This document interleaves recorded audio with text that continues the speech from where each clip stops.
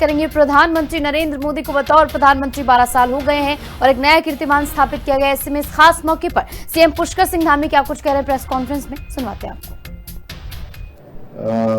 एक कीर्तिमान पहले प्रधानमंत्री के रूप में, मुख्यमंत्री के रूप में ये भी मोदी जी के नाम होने जा रहा है।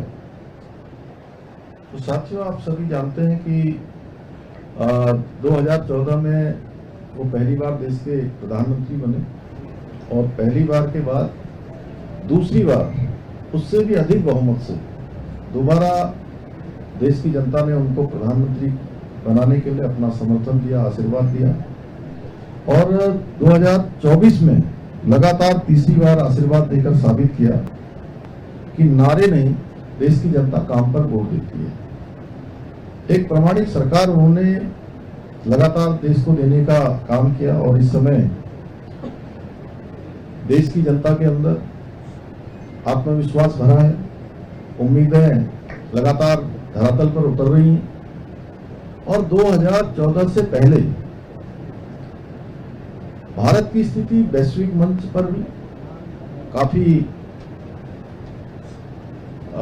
मैं कहूं कि अविश्वास जैसी हो गई थी। दुनिया के मंचों पर भारत को गंभीरता से उस समय नहीं लिया जाता था।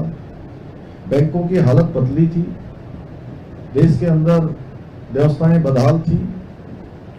और 2014 के बाद एक पारदर्शी नेतृत्व प्रधानमंत्री मोदी जी के रूप में देश को मिला और देश के वैश्विक मंचों पर भारत का मान बढ़ा, सम्मान बढ़ा, स्वाभिमान बढ़ा, हर क्षेत्र में कीर्तिमान बढ़ते चले गए। और आज भारत आत्मविश्वास से भरा हुआ है, सुरक्षित और विश्व में आज सम्मानित राष्ट्र बन चुका है। उससे पहले के समय में, कांग्रेस के समय में योजनाएं बनती थी, कागजों पर बनती थी और वो पूरी भी नहीं होती थी। आज मोदी सरकार में योजनाएं बनती भी हैं और धरातल पर उतरती भी हैं। पहले के समय में योजनाएं शुरू होती थी, शिलान्यास होते थे, लेकिन उसके लिए कई पीढ़ियां लग जाती थी इंतजार करते करते कि इसका लोकार्पण कब होगा। योजनाएं बीच में ही अटक जाती थी, भटक जाती थी। और मोदी जी ने देश के अंदर एक नई कार्य संस्कृति का सूत्रपात किया कि अब योजनाओं का शिलान्यास होगा तो उन योजनाओं का लोकार्पण भी होगा, उद्घाटन भी होगा।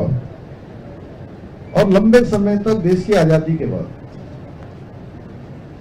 देश के अंदर कांग्रेस पार्टी का शासन रहा और उस शासन में लगातार गरीबी हटाने के बड़े बड़े नारे दिए गए। बड़े नारे दिए जाते थे कि गरीबी हटेगी, देश में उजाला आएगा, तमाम प्रकार की चीजें। लेकिन गरीबी नहीं हटी, बल्कि गरीब लगातार दबता ही चला गया। और मोदी जी ने अपने शासनकाल में 25 करोड़ लोगों को देश के गरीबी रेखा से बाहर निकालने का ऐतिहासिक काम किया है। कांग्रेस के समय में भ्रष्टाचार व्यवस्था का एक हिस्सा बन चुका था। मोदी सरकार ने इस भ्रष्टाचार को पूरी तरह से समाप्त करने के लिए जो डीबीटी की प्रक्रिया अपनाई और डीबीटी की प्रक्रिया से जो पैसा लाभार्थी के खाते में जाना होता है या जिसको मिलना होता है, उसमें किसी भी प्रकार की 0.001% की भी गुंजाइश नहीं होती है। अगर 1 रुपया दिल्ली से चलता है, देहरादून से चलता है, तो उस लाभार्थी के खाते में पूरा का पूरा 1 रुपया मिलता है। और आज डीबीटी के माध्यम से 4.31 लाख करोड़ गलत हाथों में जाने से बचाने का काम भी किया है। जो लोग वर्षों तक, देखिए, राम मंदिर के प्रश्न को टालते थे, कभी वकीलों की फौज खड़े कर देते थे, कभी कहते थे कि राम सेतु काल्पनिक है। और जब उसका लोकार्पण हुआ, प्राण प्रतिष्ठा का कार्यक्रम हुआ, उस कार्यक्रम से भी जिन्होंने दूरी बनाई, वहीं मोदी जी ने सांस्कृतिक आस्था और राष्ट्रीय गौरव भगवान राम के मंदिर का निर्माण कराकर, उसकी प्राण प्रतिष्ठा को संपन्न कराकर राष्ट्रीय गौरव दोनों का, सांस्कृतिक आस्था का भी सम्मान किया। कांग्रेस की राजनीति तुष्टीकरण की थी, और वो वोट बैंक तक सीमित थी कि कुछ लोगों को खुश करना है, उसके लिए देश का कितना नुकसान होगा, इस पर कभी ध्यान नहीं जाता था। मोदी सरकार की नीति तुष्टीकरण की नहीं है, बल्कि संतुष्टीकरण की है कि सभी का संतुष्टीकरण होना चाहिए, न्याय के आधार पर काम होना चाहिए, व्यवस्था में समेकित सभी के लिए शासन होना चाहिए, सभी के लिए एक समान व्यवस्था होनी चाहिए। और मोदी सरकार की प्राथमिकता का प्रमाण है कि तीसरी बार शपथ लेने के बाद प्रधानमंत्री जी ने जो पहला हस्ताक्षर किया, आप सबको ध्यान होगा, बनारस में उन्होंने जो किसान सम्मान निधि की फाइल थी, उस फाइल पर साइन किया। और ये इस बात का प्रत्यक्ष प्रमाण है कि मोदी सरकार के लिए किसान सर्वोच्च प्राथमिकता पर है। आज देश के अंदर 41 करोड़ लोगों को गरीब कल्याण अन्न योजना के माध्यम से मुफ्त राशन दिया जा रहा है। अभी आप सब लोगों ने डीबीटी के माध्यम से देखा कि किस प्रकार से छोटे छोटे बच्चे जब बड़े होते थे, उनके अंदर कैसा विश्वास होता था, कैसा उनका एक शर्मिंदगी होती थी, उनको कहीं न कहीं अपने मन में न्यूनता का भाव आता था। उन सभी को 4 करोड़ ऐसे परिवारों को पक्के मकान मिले, 11 करोड़ माताओं बहनों को उज्ज्वला योजना का लाभ मिला, और जो सम्मान घर, उसके बारे में आप सभी भली भांति जानते हैं। अभी डीबीटी के इसके पीपीटी के माध्यम से यहाँ पर दिखाया गया। और अनेक योजनाएं, चाहे वो जनधन योजना हो, आयुष्मान भारत योजना हो, जल जीवन मिशन हो, स्वच्छ भारत अभियान हो, इस सभी योजनाओं ने सामान्य आदमी के जीवन में एक आम मानवी को एक जो परिवर्तन, एक वास्तविक बदलाव इन योजनाओं से आया और उनको आगे बढ़ने का अवसर मिला। वैसे सामान्य जब हम बात करते हैं तो बहुत आसान लगता है कि इतने सारे बोलने में बहुत आसान होता है कि हर घर जल से नल पहुंच रहा है।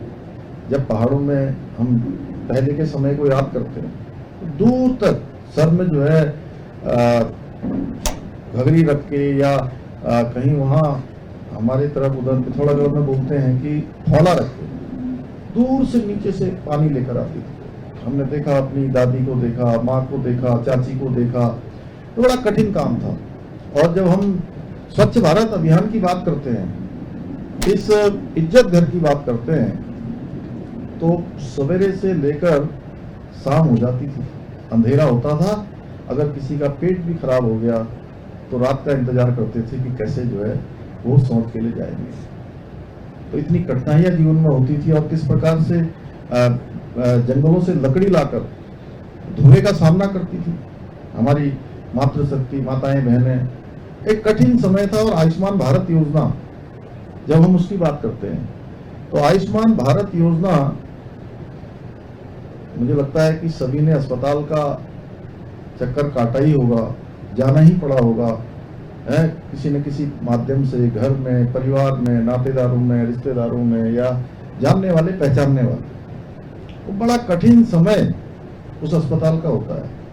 मैंने स्वयं अस्पताल में ऐसी स्थिति और परिस्थिति का सामना किया है। तो बहुत संसाधन होते हुए भी अस्पताल जाना बहुत कठिन होता है। मित्रों, मैं ये बात आपसे इसलिए कहना चाह रहा हूँ कि देश की आज़ादी के बाद प्रधानमंत्री मोदी जी पहले ऐसे प्रधानमंत्री हैं जिन्होंने हर एक व्यक्ति के लिए ये 5 लाख रुपए तक का जो है आयुष्मान भारत योजना को लागू करने का काम किया। यानी कि हर एक को 5 लाख की स्वास्थ्य की गारंटी देने का काम किया। यह अपने आप में एक ऐतिहासिक निर्णय है और दुनिया की स्वास्थ्य के क्षेत्र में चलने वाली सबसे बड़ी स्कीम है। इसके साथ साथ हम लोग देवभूमि उत्तराखंड के हैं। ये देवभूमि के साथ साथ वीरभूमि भी है, जहां देश की सुरक्षा में खड़ा हर 5वां सैनिक देने का काम ये हमारा देवभूमि उत्तराखंड करता है। ये वीरों की भूमि भी है, चाहे प्रथम विश्व युद्ध हो, द्वितीय विश्व युद्ध हो, या देश की आजादी के बाद कोई भी युद्ध हुआ। भैया प्लीज थोड़ा ध्यान भटक रहा है। मैं गंभीर बात कर रहा हूँ, या कोई इससे भी जरूरी बात हो तो मैं बाद में कर लूँगा। तो थोड़ा सा ज़्यादा लंबा नहीं खींचेंगे, जितनी देर आप लोगों को सुनना होगा उतनी देर ही सुनाएंगे। तो मैं कह रहा था कि हम देवभूमि के साथ साथ वीर भूमि के भी, ये वीर भूमि भी है। और चाहे आतंकवाद कश्मीर में हो या नक्सलवाद छत्तीसगढ़ या मध्य प्रदेश में हो या झारखंड में हो या पूर्वोत्तर के राज्यों में सीमा की सुरक्षा हो, हर या जम्मू या कश्मीर का पत्थरबाजी की घटनाएं हो, आतंकवाद की घटनाएं हो, या कोई भी ऑपरेशन चला हो, तो उसमें उत्तराखंड के वीरों ने हमेशा बढ़ चढ़कर भाग लिया है। या कोई भी युद्ध हो, उन युद्धों में भी पहले के समय में कोई घटना होती थी तो निंदा कर दी जाती थी और तीसरी मान लिया जाता था। अब नया भारत आतंकवाद का जवाब घर में घुसकर देता है, उन्हीं आतंकवादियों के घर में घुसकर देता है। ये हम सब लोगों ने देखा होगा, चाहे एयर स्ट्राइक हो, चाहे सर्जिकल स्ट्राइक हो, चाहे वो पुलवामा के बाद हुआ हमला हो, या अभी अभी पहलगाम में ऑपरेशन सिंदूर के बाद पाकिस्तान ने आतंकवादी अड्डों को पूरी तरह से तबाह करना हो। नक्सलवाद पूरी तरह से सिमट गया, विकास का दायरा बढ़ रहा है। अभी बस्तर जिले में छत्तीसगढ़ के जो एक बड़ा आतंकवाद का नक्सलवाद का बड़ा केंद्र हुआ करता था, हम सब लोगों ने मध्य क्षेत्रीय परिषद की बैठक में वहाँ गृह मंत्री जी के अध्यक्षता में उस बैठक में वहाँ भाग लेने का अवसर मुझे भी मिला, देवभूमि की तरफ से प्रतिभाग किया था। आज वहाँ भी नए नए काम शुरू हो गए, विकास तेजी से आगे बढ़ गया है, पूरी तरह से नक्सलवाद समाप्त हो चुका है। विकास की अगर हम बात करें तो 2014 में देश में प्रतिदिन 11 किलोमीटर सड़कों का निर्माण होता था और आज 34 किलोमीटर प्रतिदिन सड़कें बन रही हैं। अनेक नवाचार जैसे वंदे भारत जैसी ट्रेनें, अटल टनल, चेनाब का पुल, आधुनिक नए नए रेलवे स्टेशन नए भारत की आज पहचान बन रहे हैं। और भारत दुनिया का तीसरा सबसे बड़ा घरेलू विमानन का बाजार बन चुका है। प्रधानमंत्री श्री नरेंद्र मोदी जी का हमारे राज्य से भी विशेष स्नेह है, उनका मार्गदर्शन है और आज लगभग 3 लाख करोड़ से भी अधिक की योजनाएं विकास की विभिन्न क्षेत्रों में हमारे राज्य के अंदर संचालित हो रही हैं। अभी आप सब लोगों ने देखा केदारनाथ धाम का नवनिर्माण हो, पुनर्विकास हो। हमको याद करना चाहिए 2013 में जब आपदा आई थी, उसके बाद वो पूरा का पूरा परिसर पूरी तरह से क्षतिग्रस्त हो गया था। आज अगर आप वहां जाएंगे तो आपको दिखाई देगा कि किस प्रकार से प्रधानमंत्री मोदी जी के नेतृत्व में केदारनाथ का पुनर्निर्माण का कार्य वहां पर संपन्न हो रहा है। चाहे वहां तीर्थ पुरोहितों के लिए बनने वाले आवास हों, स्वास्थ्य की सुविधाएं हों, या सरस्वती घाट हो, आस्था पथ हो, शंकराचार्य जी की समाधि हो, ध्यान केंद्र हो, उन पर जिस प्रकार से वहां आज भव्य केदार और दिव्य केदार बना है। इसके साथ साथ बद्रीनाथ जी का, इधर के दिनों में आप लोगों में से कोई गया क्या? रामानुज गए क्या? बद्रीनाथ कौन गया आजकल? ना अभी मैं बद्रीनाथ की बात पूछ रहा हूँ, केदारनाथ का तो बोल दिया। तो आप लोग जाएंगे तो आपको दिखेगा वहां पर कैसा टर्मिनल बन रहा है, कैसा व्यू पॉइंट बन रहा है, कैसा लोगों के लिए पूरा जो है एक मार्केट बन रही है। मैं और अध्यक्ष जी गए थे, कपाट खुल रहे हैं और उसी के बगल में जो हमारा देश का जिसको अंतिम गांव कहा जाता था, माड़ा गांव, प्रधानमंत्री जी ने वहीं से उद्घोष किया था माड़ा गांव से कि अब ये माड़ा गांव देश का अंतिम गांव नहीं होगा, अब ये देश का पहला गांव होगा। और माड़ा गांव से ये उद्घोष हुआ था कि माड़ा गांव और भारत के माड़ा गांव जैसे जो देश के सीमांत गांव थे, वो सारे के सारे गांव पहले गांव होंगे। और वहां परिवर्तन देखने को मिल रहा है, विकास देखने को मिल रहा है। माड़ा गांव की मातृ शक्ति बड़ी संख्या में हमको मिली। और उन्होंने बताया कि माड़ा गांव में अब सारी बहनें लखपति दीदी बन गई हैं, पूरी तरह से 100% लखपति दीदी बन गई है। बद्रीनाथ धाम का पुनर्विकास मास्टर प्लान पर काम हो रहा है। भव्य बद्री दिव्य बद्री का स्वरूप हमारे सामने आ रहा है। वैश्विक आध्यात्मिक मानचित्र पर हमारे राज्य को स्थापित करने का काम उन्होंने किया, चाहे हरसिल मुखवा की यात्रा हो, गंगा के मायके में जाना हो, या सीमांत क्षेत्र आदि कैलाश। देश के वो पहले प्रधानमंत्री हैं 17,000 फुट की ऊंचाई पर जाने वाले गुंजी क्षेत्र, जो देश का अंतिम क्षेत्र कहा जाता था और है देश के मतलब अंतिम क्षेत्र में है। और वहां जाने का जो प्रभाव हुआ, जो परिवर्तन हुआ, वो देखने को मिल रहा है कि अब लगभग 50 दिनों के यात्रा में जो आदि कैलाश की यात्रा है, लगभग 40,000 का आंकड़ा छू रही है वो यात्रा। और मित्रों, ये मैं आपको बताना चाहता हूं परिवर्तन किस प्रकार से होता है। एक समय था कि आदि कैलाश जाने वालों की संख्या सुनील पूरे वर्ष भर मात्र 400-500 मुश्किल से हुआ करती थी, और आज वो संख्या 40,000 क्रॉस कर रही है, और 50 दिनों में। जबकि वहां पर अभी बहुत संसाधन नहीं है, बहुत आधुनिकता नहीं है। हम लोग अब उस क्षेत्र को और सुविधा वहां पर बढ़ाएंगे, आधुनिकता के साथ में, विरासत की, हमारी सांस्कृतिक जो हमारे राज्य की पहचान है उसके साथ। 1,000-1,500 लोगों से ज्यादा लोग अभी वहां ठहर नहीं सकते। होम स्टे पूरे के पूरे फुल हुए, पूरा क्षेत्र बदल गया है। अभी हाई एल्टीट्यूड मैराथन का वहां पर नवंबर माह में आयोजन किया गया था। इसी प्रकार से हमारी जो ये मलारी का क्षेत्र है, नीति घाटी में भी 1,000 से ज्यादा, 26 से भी अधिक देशों के लोगों ने भाग लिया है। ये सब हमारी प्रधानमंत्री जी की प्रेरणा से हो रहा है। इन सभी क्षेत्रों पर जाने वाले, वो पहले प्रधानमंत्री जागेश्वर धाम गए, वहां जाने वालों की संख्या साल भर में 10 लाख हो गई। चारों धामों में आप देख ही रहे हैं कि 35 लाख का आंकड़ा पहले चरण की यात्रा में हो गया। सारे हमारे होटल हो, चाहे होम स्टे हो, चाहे अन्य चार धाम यात्रा को संचालित करने वाले लोग, स्टेक होल्डर, सभी में बड़ा उत्साह है। बल्कि पिछले दिनों तो हम लोगों के लिए चुनौती बन गई थी, कैसे यात्रा को हम लोग व्यवस्थित करें। तो अब ये प्रधानमंत्री जी के हमारे राज्य से जो उनका लगाव है, उसके कारण से बहुत हमको हर क्षेत्र में फायदा हुआ है। 4 धाम ऑल वेदर रोड है, ऋषिकेश कर्णप्रयाग रेल परियोजना, दिल्ली देहरादून इकोनॉमिक कॉरिडोर से कनेक्टिविटी में क्रांतिकारी बदलाव आया है।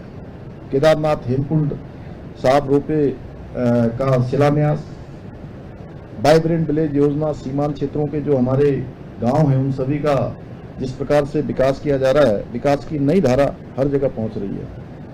और राज्य में लगभग 2,65,000 से अधिक महिलाएं, अधिक हमारी बहनें, वो मातृशक्ति जो है आज महिला सशक्तिकरण के क्षेत्र में भी एक बड़ा उदाहरण प्रस्तुत कर रही है, लखपति दीदी बनकर। ये हमारे राज्य की जो महिलाएं हैं उनके अंदर कितना कौशल है, कितना उनके अंदर मिशन है, परिश्रम की पराकाष्ठा तक, कितने कठिनाइयों में काम करती हैं, उसके बावजूद भी लखपति दीदी बन रही है। एसडीजी इंडेक्स और निर्यात तैयारी सूचकांक में उत्तराखंड को पहला स्थान मिलना हमारी डबल इंजन सरकार की सफलता का प्रमाण है।